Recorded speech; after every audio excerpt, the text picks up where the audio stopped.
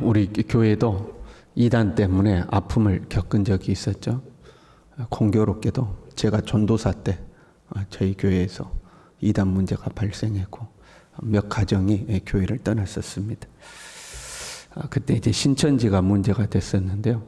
신천지의 특징이 거짓말을 잘하는 거죠. 우리가 살다 보면 어쩌다 보면 거짓말을 하는 경우들이 간혹 생기게 됩니다.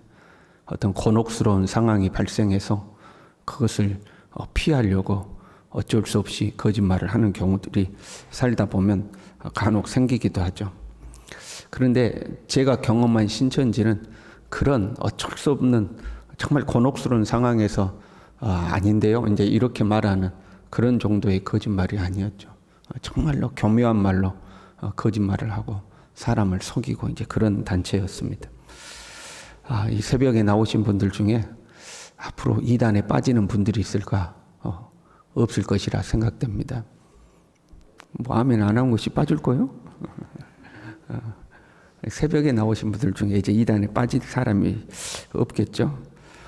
그러나 아무도 자신할 수는 없는 겁니다. 주님 오실 날이 가까우면 온갖 거짓 선지자들이 나타나서 할 수만 있으면 먼저 믿는 우리도 미혹한다고 그랬습니다. 어떤 거짓 선지자들은 온갖 능력을 보여주는 거죠. 신비한 능력을 보여주고 심지어는 죽은 자도 살릴 것이다. 그렇게 성경에 예언되어 있습니다. 어떤 이단들은 교묘한 말로 이제 사람을 속이는 거죠. 하나님의 말씀을 교묘하게 애곡해서 사람들을 미혹하는 거죠. 그게 이제 마치 에덴 동산의 뱀처럼 하나님의 말씀을 싹 비트는 거죠. 크게 두 가지인 거죠. 신비한 능력으로 사람을 미혹하는 신비주의 능력, 신비주의. 또 하나는 말씀을 왜곡해서 사람을 미혹하는. 왜냐하면 말씀은 이미 하나님의 말씀이라는 권위를 가지고 있잖아요. 그 하나님의 권위를 악용하는 거죠. 말씀을 잘못 해석하고 비틀어가지고 봐라, 하나님이 이렇게 말씀하셨다 해서 사람을 미혹하는. 크게 두 가지 방법으로 이단들이 우리를 미혹하는 거죠. 그것을 우리는 조심해야 합니다. 4절에요. 내가 이것을 말하면 아무도 교묘한 말로 너희를 속이지 못하게 하려 함이니. 교묘한 말로 속인다는 거예요. 이단들은 아주 교묘한 말로 속이는 거죠. 그런데 내가 이것을 말하면 이것은 하나님의 비밀인 그리스도죠. 내가 하나님의 비밀인 그리스도를 너희에게 이렇게 말하는 것은 교묘한 말에 속지 않게 하기 위해서다 하는 거죠. 바울은 이 예수님을 전하기 위해서 골로새와 라오디게아 교인들을 보기를 원했어요. 1절에요. 내가 너희와 라오디게아에 있는 자들과 물은 내 육신의 얼굴을 보지 못한 자들을 위하여 얼마나 힘쓰는지 너희가 알기를 원한다.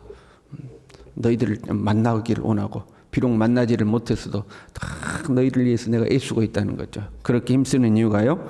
그들로 마음의 위안을 얻고 마음의 격려와 힘을 얻도록 하는 거죠. 내가 너희들이 마음의 격려와 힘을 얻게 하기를 원한다는 거죠. 그리고 사랑 안에서 연합하여 성도가 사랑으로 탁 하나 되게 하는 거죠.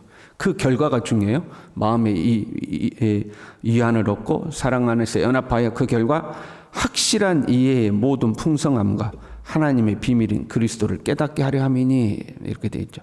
확실한 이해의 모든 풍성함, 그 무슨 말이냐면 확실하게 깨달아서 충만한 확신이 그냥 그런 것 같은데 아니라 확실하게 확신하는 거죠. 이게 분명해. 그는 충만한 확신이 풍성해지게 한다 하는 거죠. 확실하게 깨닫고 아주 확신이 분명해지는 걸 말하는 거죠. 뭐에 대한 거요? 예수 그리스도에 대한. 그래서 확실히 깨닫고 그래서 하나님의 비밀인 그리스도를 깨닫게 하려 함이니 확실하게 깨달아서 하나님의 비밀인 예수 그리스도를 온전히 알고 그 예수 그리스도를 통한 구원의 진리를 아주 분명하게 확신하게 만든다는 거죠. 예수 그리스도에 다른 것은 없다는 거예요. 예수 그리스도 분명하게 그 예수 그리스도에 대한 확신을 너에게 만들겠다는 거죠. 바울의 교제의 목적이 여기에 있었어요. 우리가 교제하면 마음의 위안을 받고 사랑 안에서 연합하는 것으로 끝나버리는 경우가 있어요. 교제하면 그렇잖아요. 교회에서 성도들끼리 만나서 웃고 때로는 즐기기도 하고 때로는 감동도 주고 위로를 주기도 하고 또 조언을 주기도 하고 삶의 용기와 힘을 주며 격려하기도 하죠. 이게 다 중요해요. 근데 거기에서 멈추면 안 된다는 거죠. 우리의 교제의 최종 목적지는 예수 그리스도가 되어야 된다는 거예요. 예수 그리스도에 대한 확신이 생겨야 된다는 거죠. 예를 들려 어떤 성도가 자신의 어떤 문제 때문에 막 고민을 해요. 그래서 성도들이 만났어요. 그러면 그 사람에게 이야기도 들어주고 고민도 들어주고 그래 얼마나 힘들겠냐, 얼마나 어렵겠냐 격려도 해주고, 그런데 내가 살아보니까 이건 이렇게 하면 좋더라, 저건 저렇게 하면 좋더라, 조언도 해주고 힘내라, 용기 내라, 그런 어떤 용기를 북돋아 주기도 했어요. 그런데 거기에서 멈추면 안 된다는 거죠. 어디 가야 돼요? 예수 그리스도에 도달해야 된다는 거죠. 현재 자신의 삶과 현재 상황에 대한 예수님의 뜻을 깨달아야 된다는 거죠. 내가 깊이 깨닫지는 못했을지라도 어찌됐든 내 삶에 고난과 어려움이 있지만 내 삶은 예수님이 통치하고 계신다. 내가 구체적으로는 모를지라도 나는 예수님의 통치 아래에 있다. 내 삶은 예수님의 손에 달려있는 것이다 하는 예수 그리스도에 대한 확신에 도달해야 되는 거죠. 그래서 내가 비록 힘들고 어렵지만 예수님 의지하고 살아야 된다. 예수님의 뜻대로 살아야 된다 하고 예수님께 도달해야 되는데, 우리끼리 그래 얼마나 힘드냐 하고 어디 이야기 들어보니까 진짜 힘들겠다, 그래도 어쩌겠냐, 살아야 되는데 용기 내라, 힘내라, 그렇게 끝나면 안 된다는 거죠. 예수님께 도달한다는 거죠. 지금 바울은 골로새서 보내는 편지예요. 하나님의 비밀인 그리스도를 계속해서 반복하죠. 하나님의 비밀인 그리스도를 깨닫게 하려 합니다. 하나님의 비밀인 그리스도를 반복하죠. 이 비밀이라는 단어가 이제 오해를 불러일으키는 거죠. 그럼 비밀이라는 단어는 사람의 호기심을 자극하는 거잖아요. 뭔가 비밀이 있다고 그러면 그 비밀이 뭔데 알고 싶잖아요. 그 호기심을 자극하죠. 또는 그 비밀이라는 것이 특권의식을 갖기도 합니다. 나만 알고 있는 어떤 비밀, 저 사람들은 몰라, 나만 알아, 나만 안다는 어떤 특권의식도 생기는 거죠. 또한 비밀을 공유한 사람들끼리는 유대관계가 돈독해지죠. 그래서 야, 너만 알고 있어, 너만 알고 있어 그러잖아요. 우리끼리만 아는 비밀이야. 그러면 뭔가 우리 사이가 특별한 사이가 되는 것 같죠. 그래서 이 비밀이라는 것이 사람의 호기심을 자극하기도 하고 뭔가 특권의식을 갖게 하기도 하고 어떤 유대관계를, 돈독한 유대관계를 형성하기도 하고, 이 비밀이라는 그런 거죠.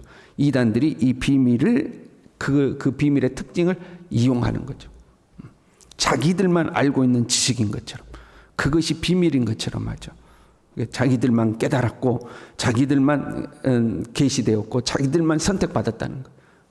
다 제대로 몰라. 우리만 아는 거야. 하나님이 우리만 선택해서 우리에게만 주신 말씀이다. 그래서 자기들끼리 아주 끈끈한 유대관계가 형성되죠. 저것들은 몰라. 우리끼리만 알아. 이제 이렇게 되는 거죠. 근데요, 1장 26절부터 이 비밀에 대해서 계속해서 반복하셨죠. 이 비밀은 만세와 만대로부터 감추어졌던 것인데 이제는 그의 성도들에게 나타났고, 이제 나타났으니까 비밀이 아니에요. 더 이상 비밀이 아니에요. 과거에는 비밀이었을지라도 지금은 성도들에게 다 나타났다는 거예요. 그 비밀이 뭡니까? 너희 안에 계신 예수 그리스도다. 만대와 만세로부터 감추어졌다가 이제는 온 성도들에게 드러난 비밀은 예수 그리스도예요. 그 자꾸 딴소리 하는데 비밀은 계시록의 말씀을 해석을 해야 된다, 뭐 비유의 말씀을 해석을 해야 된다, 그게 비밀이라는데 그 비밀이 아니에요. 오직 예수 그리스도가 비밀이고 그 예수 그리스도가 이제는 다 드러난 거예요. 그 교묘한 말에 속으면 안 되는 거죠. 속지 않도록 지금 골로새 교인들이 그 이단들에게 속지 않도록 예수 그리스도를 정확하게 지금 설명하고 예수님을 설명하는 거죠. 분명하게 깨달아 확실하게 확신하도록 예수 그리스도를 설명하는 거죠. 그 예수님 어떤 분이셨죠? 1장에 쭉 설명했잖아요. 보이지 않는 하나님의 형상이시오, 모든 피조물보다 먼저 나신 이시오, 만물이 그에게서 창조되었고 그로 말미암아 창조되었고 그를 위하여 창조되었고 만물이 그 안에서 존속하고 있는 거고, 예수님은 교회의 머리가 되시고 만물의 으뜸이 되시고 하나님의 모든 충만하신 것으로 충만하신 분이다. 그분이 예수님이다 하는 거죠. 그 예수 그리스도 안에 3절에요. 지혜와 지식의 모든 보화가 감추어져 있느니라. 지혜와 지식의 모든 것이 예수님 안에 있다는 거예요. 당대에요, 헬라인들은 지혜를 구했어요. 그래서 철학과 변론이 많이 발달해 있었어요. 묻고 대답하고 묻고 대답하고 철학적 사고를 하고 뭔가를 변증하고 하는 게 이게 헬라인들은 그 지혜를 구한 거죠. 또한 영지주의자들은요, 특별한 지식을 구했어요. 영적인 특별한 지식, 나만 아는 지식, 나만 깨달은 지식, 그 어떤 영적 지식을 구했어요. 그런데 그거 아니다는 거예요. 헬라 철학도 아니고 영지주의도 아니고 오직 예수님만의 지혜와 지식의 모든 부하가 다 들어있다는 거예요. 오직 예수 그리스도다. 다른 길은 없다. 다른 방법도 없다. 다른 이름도 없다. 오직 예수 그리스도 안에 모든 것이 다 들어있다는 거예요. 그 예수 그리스도에 대한 믿음에 굳건히 서라는 거예요. 그 예수 그리스도에 대한 믿음에 뿌리를 박으며 세움을 받아 너희가 지금껏 교훈을 받은 대로 믿음에 굳게 서서 감사함을 넘치게 하라는 거죠. 믿음에 굳게 서라. 다른 교묘한 말에 속지 말라는 거죠. 골로새 교인들은요, 거짓에 속아 넘어가지 않았어요. 아직까지는 교묘한 말에 속지 않았어요. 이단들이. 그 이단들의 교묘한 말에 속지 아니한 그 골로새 교인들에게 나타난 모습이 있어요. 5절 보면요, 너희가 질서 있게 행함과 그리스도를 믿는 너희 믿음이 굳건한 것을 기쁘게 봄이라. 지금 골로새 교인들이 이단들의 미혹이 있었음에도 불구하고 거기에 넘어가지 않았죠. 그러니까 바울은 예수 그리스도를 그들에게 가르치고 믿음이 그냥 확고하게 설 수 있도록 지금 그런 마음의 바람을 가지고 있잖아요. 근데 그 골로새 교인들의 모습이 어땠냐면 너희가 질서 있게 행함과 그리스도를 믿는 너희 믿음이 굳건한 것을 기쁘게 봄이라. 두 가지죠. 질서 있게 행하고 믿음이 굳건했다는 것. 주목해야 되는 것은 질서 있게 행했다 하는 거죠. 이 질서 있게라는 단어는 그 사실 군대의 용어예요. 이 질서 있게라는 본문에 사용된 단어는요. 그러니까 균열이라 흐트러짐 없이 군대 행렬이 가는 그 모습을 이제 질서 있게라는 그 단어가 말하는 거예요. 질서는 일종의 자리 배치인 거죠. 너는 여기, 너는 여기, 네가 첫 번째, 네가 두 번째, 자리를 배치하잖아요. 거기에 이제 질서가 너는 앞줄에서 첫 줄, 너는 두 번째 줄 이렇게 자리를 배치하잖아요. 그게 이제 딱 질서가 형성되는 거죠. 교회에서는 이것을 직분이라고 있는 거죠. 직분이라고 말하는 거죠. 당신은 여기, 당신은 여기, 당신은 이 일, 당신은 이 일 하고 직분을 주는 거죠. 직분이 주어지면 질서가 형성되는 거죠. 질서가 있다는 것은요, 배치된 자기 자리를 잘 지켰다는 거예요. 너는 여기 하면 그 자리를 잘 지켰다는 거예요. 너는 이쪽, 그러면 거기를 잘 지켰다는 거예요. 질서 있게 행했다. 자기 자리를 지켰다는 거예요. 교만한 자는요, 자기 자리를 지키질 않죠. 마귀가 자기 자리를 지키지 않고 타락한 천사잖아요. 자기 자리를 지키지 않는 거예요. 또한 질서 있게 행한다는 것은 질서, 그러니까 배치에 따른 권위에 순종하는 거죠. 너는 이 역할을 해 하고 권위를 부여하면 그 권위에 순종해야 질서가 유지가 되는 거죠. 자기의 자리를 지키고 주어진 권위에 순종하는 거죠. 이단에 빠진 사람들은 질서를 지키지 않습니다. 권위에 순종하지 않아요. 가지 말라고 하는데 가요. 그렇잖아요. 이미 잘못됐다고 가르쳤는데 내가 가서 직접 돌아보고 내가 판단하겠다고 그러죠. 질서를 순종하지 않아요. 교만한 거죠. 그리고 자기의 자리를 지키지 않는 거죠. 그러니까 이단에 넘어가는 거예요. 예수님에 대해서 우리는요, 밝히 알아야 돼요. 예수님에 대해서 밝히 알아야 되죠.